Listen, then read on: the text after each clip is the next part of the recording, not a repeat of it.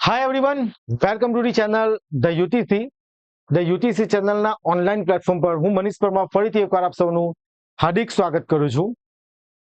તો આજના વિડીયોમાં જે વિદ્યાર્થીઓએ ઇલેક્ટ્રોનિક્સ એન્ડ કોમ્યુનિકેશન એન્જિનિયરિંગ કરેલું છે, એટલે કે ઈસી એન્જિનિયર છે, અને જેમણે જુનિયર નિરીક્ષકની એક્ઝામનું ફોર્મ ભરેલું છે, તો તેવા વિદ્યાર્થીઓ માટે આ વિડીયોમાં ચર્ચા કરવાના છે કે શું ઈસી એન્જિનિયર જુનિયર નિરીક્ષકની પોસ્ટ માટે એલિજિબલ છે. બરાબર. તો આ વિડીયો એટલા માટે બનાવી રહ્યા છે કે જ્યારથી એડવર્ટાઇઝમેન્ટ આવી છે તો ઘણા બધા વિદ્યાર્થીઓ કન્ફ્યુઝ છે. ઘણા બધા વિદ્યાર્થીઓ મને કોલ કરે છે, મેસેજ કરે છે, કમેન્ટ કરે છે કે સર શું ઈસી એન્જિનિયર કે મેં ઈસી કરેલું છે તો શું આમાં આ એક્ઝામ આપું? ફોર્મ તો ભરી દીધું છે બધાએ, બરાબર, ફોર્મ ભરી દીધું છે તો શું અમે તૈયારી કરીએ, એક્ઝામ આપીએ? બરાબર. આ બધા ક્વેશ્ચન કોમન છે ઈસી એન્જિનિયરિંગ કરેલું છે એવા વિદ્યાર્થીઓ તરફથી. બરાબર. તો હું હમણાં થોડા દિવસ પહેલા ઇન્ક્વાયરી કરી, ઘણા બધા કેન્ડિડેટની સાથે વાત કરી, બરાબર, જે પાસ આઉટ છે, જેમણે બધી એક્ઝામો આપી છે. તો એવા વિદ્યાર્થીઓ પાસે, એવા કેન્ડિડેટ પાસેથી મને અમુક ઓફિશિયલ ડોક્યુમેન્ટ મળેલા છે જે કોઈ બીજી વેકેન્સી માટે છે. બરાબર. એટલે કે જુનિયર નિરીક્ષકની પોસ્ટ માટે જ નથી, પર્ટિક્યુલર એવું નથી, બટ કોઈ બીજી વેકેન્સી માટે છે. તો એની અંદરથી આપણા અમુક ડાઉટ ક્લિયર થશે અને લાસ્ટમાં આપણે ચર્ચા કરી કે હવે આપણે શું કરવું જોઈએ.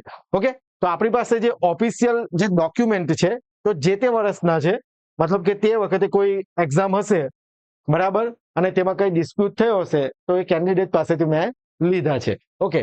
તો પહેલા આપણે વાત કરીએ એઆઈસીટી ઇક્વિવેલન્સી. બરાબર. આની અંદર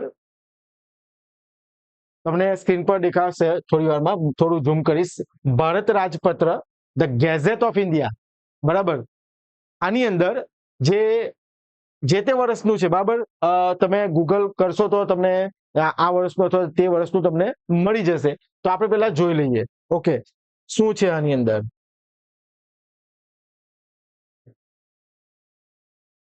ઝૂમ કરું છું. ઓકે, જરા જોજો, દેખાય છે? હા. Okay. All India council four teaching education, technical education, બરાબર છે, નોટિફિકેશન 2017, 28 એપ્રિલ. ઓકે, મારી પાસે જે ડોક્યુમેન્ટ આવેલું છે તે તમારી સામે રજૂ કરું છું. હવે આની અંદર લખેલું શું છે ત્યારે જરા જોઈ લઈએ કે major core branch of engineering technology and their relevant appropriate courses leading to degree in engineering technology for recruitment to teaching position. એટલે કે કોઈ એન્જિનિયરિંગ કોલેજમાં જે ટીચિંગ પોઝિશન છે, ફેકલ્ટી રિક્રુટમેન્ટ, તેના માટે આ એઆઈસીટી દ્વારા નોટિફિકેશન બહાર પાડેલું છે. હવે આની અંદર જે ઇમ્પોર્ટન્ટ વસ્તુ છે એના વિશે આપણે જોઈ લઈએ જરા. આમાં લખેલું શું છે તે જરા જોજો. Okay. All India council for technical education, Nelson Mandela Marg, new Delhi. Major branches of engineering technology and their relevant appropriate branch of UG PG, under graduate, post graduate, એટલે કે બી અને ME, degree in engineering technology. હવે આની અંદર આ ધ્યાન રાખજો, major disciplines of engineering and technology, બરાબર છે, મેજર. એને corresponding courses of engineering technology, relevant appropriate nomenclature of UG degree in engineering, UG માટે, અને relevant appropriate nomenclature of PG degree in engineering technology. Okay. તો major discipline of engineering અને corresponding course of engineering, એટલે કે આ બ્રાન્ચને related corresponding courses. Okay. તો એના વિશે જરા જોઈ લઈએ. ઓકે, જે આપણે કામનું છે તેના વિશે જોઈએ. હવે જે જુનિયર નિરીક્ષકની જે ફોર્મ ભરાયેલા એની અંદર જેમણે ઇલેક્ટ્રિકલ એન્જિનિયરિંગ કરેલું હોય, મિકેનિકલ એન્જિનિયરિંગ કરેલું હોય, બીએસસી ફિઝિક્સ કરેલું હોય, અને લાસ્ટમાં હતું ઇલેક્ટ્રોનિક્સ એન્જિનિયરિંગ કરેલું હોય. આ પ્રોબ્લેમ અહીંયાથી અરાઇઝ થાય છે કે ખાલી ઇલેક્ટ્રોનિક્સ એન્જિનિયરિંગ લખેલું હતું, તેમાં ઈસી એન્જિનિયરે પણ ફોર્મ ભરેલું હતું. ઓકે. એટલે બધાને કન્ફ્યુઝન હતું કે શું અમે એલિજિબલ છે એમ. ઓકે. તો હું તમને જણાવીશ કે અહીંયા લખેલું શું છે. મેજર, આ જે આપણું હતું તે શું હતું? Major discipline. બરાબર છે. ઓકે. આ શું હતું આપણું? Major discipline. સેકન્ડ શું હતું? એને કોરસ્પોન્ડિંગ કોર્સિસ. તો હવે જરા જોઈએ. મેજર ડિસિપ્લિનમાં આપણું શું છે? Electronics engineering. ઓકે. એમાં કોરસ્પોન્ડિંગ કોર્સિસમાં કયા છે આપણું? ઇલેક્ટ્રોનિક્સ એન્જિનિયરિંગ, ત્યારબાદ ઇલેક્ટ્રોનિક્સ એન્ડ કોમ્યુનિકેશન એન્જિનિયરિંગ. સમજાય છે વાતમાં? મેજર ડિસિપ્લિન મેજર ડિસિપ્લિન શું છે આપણું? ઇલેક્ટ્રોનિક્સ એન્જિનિયરિંગ, જે તમને પીડીએફ માં દેખાતું હશે. ઓકે, તો હું ઝૂમ કરું છું કે જેથી દેખાય. ઓકે, ઇલેક્ટ્રોનિક્સ એન્જિનિયરિંગ આ મેજર ડિસિપ્લિન, અને એના કોરસ્પોન્ડિંગ કોર્સમાં ઇલેક્ટ્રોનિક્સમાં બીજું કેવું લખેલું છે? ઇલેક્ટ્રોનિક્સ. ત્યારબાદ સેકન્ડ શું છે? Electronics and communication engineering. એના પછી પણ છે ઇલેક્ટ્રોનિક્સ એન્ડ કોમ્યુનિકેશન એન્જિનિયરિંગ, બરાબર છે. ઇન્સ્ટ્રુમેન્ટેશન એન્જિનિયરિંગ, આ બધા એના કોરસ્પોન્ડિંગ કોર્સિસ છે. ખ્યાલ આવે છે બધાને? આ શા માટે બતાવું છું તે કે જેથી તમને ખ્યાલ આવે કે ભાઈ ઇલેક્ટ્રોનિક્સ એન્જિનિયરિંગની જે બ્રાન્ચ છે, બરાબર. ત્યારબાદ રિલેવન્ટ યુજી માટે આ બધા કોર્સિસ લખેલા છે, relevant courses. Digital technique for design and planning, બરાબર. Electrical and electronics engineering. ખ્યાલ આવે છે બધાને? તો આ વસ્તુ છે ઇલેક્ટ્રોનિક્સ એન્ડ કોમ્યુનિકેશનમાં advance communication and information system, communication electronics and communication engineering. ખ્યાલ આવે બધાને? Electronics and communication engineering industry integrated, બરાબર છે. તો ઇલેક્ટ્રોનિક્સ એન્ડ કોમ્યુનિકેશનમાં ઇલેક્ટ્રોનિક્સ એન્ડ ટેલિકોમ્યુનિકેશન, બધી જ વસ્તુના રિલેવન્ટ કોર્સિસ છે. એટલે મેજર ડિસિપ્લિન કઈ છે આપણી? ઇલેક્ટ્રોનિક્સ, અને એના કોરસ્પોન્ડિંગ કોર્સિસ કયું છે? ઈસી. ના કોણ કહે છે? એઆઈસીટી દ્વારા જે ઓફિશિયલ ડોક્યુમેન્ટ છે એના પરથી જ હું તમને ડેટા બતાવું છું, જે તમને ઇઝીલી ગૂગલ પર પણ અવેલેબલ છે. ઓકે, આ એઆઈસીટી ની વાત છે કે ટીચિંગ પોઝિશન માટે. આ કઈ પોઝિશન? ટીચિંગ પોઝિશન, એટલે ગવર્મેન્ટ જે વેકેન્સી આવે છે એના માટેનું જ છે. આ 2017 નું છે. બીજું એક જોઈએ, ઇક્વિવેલન્સી ડિગ્રી 2019. ઓકે, આની અંદર આ શું છે? તો દેખાશે તમને, જરા જોજો. હા, દેખાય છે. Government of Gujarat education department.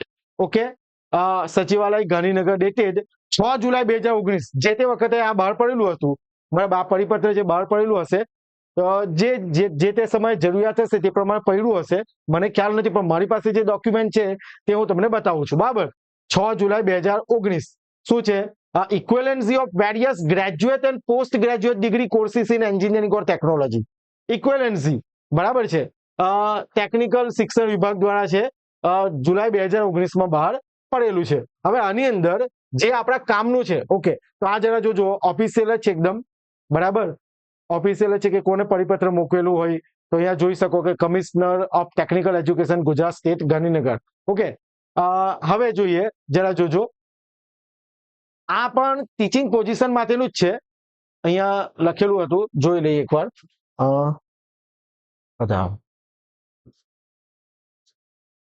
Okay, જોજો, અહીંયા લખેલું છે basic relevant and appropriate branches, basic relevant and appropriate branches for recruitment of faculty in government engineering college and polytechnic. એટલે કે જે ગવર્મેન્ટ એન્જિનિયરિંગ કોલેજ છે, ડિપ્લોમા કોલેજ, ડિગ્રી કોલેજ, જેમાં faculty recruitment થાય છે તેના માટે છે, બરાબર. આ પોઝિશન માટેનું આપેલું છે. તે વખતે નોટિફિકેશન બહાર પાડેલું હતું ગુજરાત ગવર્મેન્ટ દ્વારા.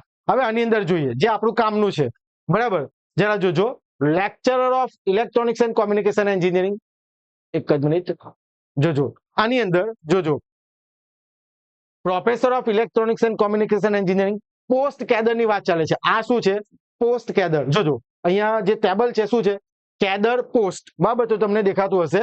ત્યારબાદ basic branch of engineering, first જે છે આ સિરિયલ નંબર, એની અંદર કેડર પોસ્ટ, બાજુમાં છે basic branch of engineering, relevant appropriate nomenclature of UG degree in engineering technology, અને પીજી માટે છે, બરાબર.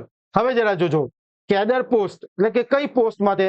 તો કે professor of electronics and communication engineering, associate professor EC engineering, assistant professor EC engineering, head electronics and communication engineering polytechnic, બરાબર. અને બીજું એક છે એનું નીચે જે છે lecturer of electronics communication engineering polytechnic, diploma college માટે. તો હવે અહીંયા જોઈએ, જોજો, એનું બેઝિક એન્જિનિયરિંગ કે આ પોસ્ટો માટે જે વેકેન્સી બહાર પડી છે, બરાબર. તો એના માટે કોણ એલિજિબલ છે? તો electronics and communication engineering form ભરી શકે. ઇલેક્ટ્રોનિક્સ એન્જિનિયરિંગ લખેલું છે, જો, electronics engineering, electronics and telecommunication engineering, બરાબર. આ બધી બેઝિક બ્રાન્ચ છે કે જે ફોર્મ ફિલઅપ કરી શકે. જેમ કે lecturer of electronics and communication engineering પોલિટેકનિકમાં તમે જોઈ શકો, અહીંયા ઇલેક્ટ્રોનિક એન્જિનિયરિંગ પણ આપેલું છે, રિલેવન્ટ કોર્સિસ. સમજાય છે વાતમાં? આ ડોક્યુમેન્ટ પરથી હું તમને એવું કહેવા માંગુ છું કે જે ઈસી વાળા અને ઇલેક્ટ્રોનિક વાળા બંને જે કોમન જે વેકેન્સી પડે છે એમાં ફોર્મ ભરી શકે છે આ બે ડોક્યુમેન્ટ પરથી. આપણે એવું ડિસાઇડ કરી શકીએ, બરાબર છે. હવે આપણા મેઇન મુદ્દા પર આવીએ કે એની અંદર શું છે, બરાબર, કે જે મેં તમને ઓફિશિયલ ડોક્યુમેન્ટ આપ્યા કે હવે શું અમે વાંચીએ પરીક્ષા આપીએ તો હું તો એડવાઇસ આપીશ કે તમારે પરીક્ષા આપવી જોઈએ, બરાબર. હવે જેમ કે આપણી પાસે ડોક્યુમેન્ટ છે તેના પરથી આપણે જોયું, પણ હવે જે તે આખરી નિર્ણય હોય તે GSSB જે સમયે જે ડિસિઝન લે તે ડિસાઇડ મતલબ કે આખરી ગણાશે. બટ આપણે હમણાં હાલમાં એવું કોઈ પ્રેડિક્શન નહીં કરવું જોઈએ કે ભાઈ પરીક્ષા અમે આપીએ તો અમે એલિજિબલ નથી, એવું નહીં. કારણ કે બધા એક્ઝામ ઘણા બધા વિદ્યાર્થીઓ ફોર્મ ભરેલા છે, તૈયારી પણ કરી રહ્યા છે, તો પરીક્ષા તો આપી જ આવી જોઈએ, બરાબર. જે તે સમયે જ્યારે ડોક્યુમેન્ટ વેરિફિકેશન થાય અને જો ધારો કે કોઈ ડિસ્પ્યુટ થાય તો તે સમયે તમે આ ડોક્યુમેન્ટ રજૂ કરી શકો છો. અને આ બંનેની PDF હું ટેલિગ્રામ ચેનલમાં મૂકી દઈશ, બરાબર. ત્યાંથી તમે ડાઉનલોડ કરી લેજો જો તમે EC એન્જિનિયરિંગ કરેલું છે તો. ઓકે, તો આ એક જે ક્વેરી છે તે આપણે અહીંયા ચર્ચા કરી, બરાબર. હજુ પણ તમને કહું છું કે જે આખરી નિર્ણય છે તે GSSB જે તે સમયે ડિસાઇડ કરે તે આખરી ગણાશે. જસ્ટ આપણી જે કન્ફ્યુઝન છે, બરાબર, તે થોડી અહીંયા આપણે રસ્તો થોડો ક્લિયર કરીએ છીએ. હું એડવાઇસ આપીશ કે તમારે તૈયારી કરવી જોઈએ અને એક્ઝામ પણ આપવી જોઈએ. ઓકે, એના સિવાય જો તમારે જો કોઈ વધારે જાણવું હોય કે વધારે માહિતી જોઈતી હોય તો મારો જે મોબાઈલ નંબર છે 6354999091 પર કોલ કરી શકો, બરાબર છે. તો વાંચતા રહો. 6 જુલાઈ આપણી એક્ઝામ ડેટ છે, બરાબર. જે હશે તે દેખાઈ જશે, જે તે સમય નક્કી થઈ જશે, પણ તમારે એક્ઝામ આપવા તો જવી જ જોઈએ અને તૈયારી પણ કરવી જોઈએ. ઓકે, તો ત્યાં સુધી બધા વાંચતા રહો અને જો કોઈ ક્વેરી હોય તો મેં જે મોબાઈલ નંબર તમને કહ્યો તેના પર તમે મને કોલ કરી શકો. Thank you very much.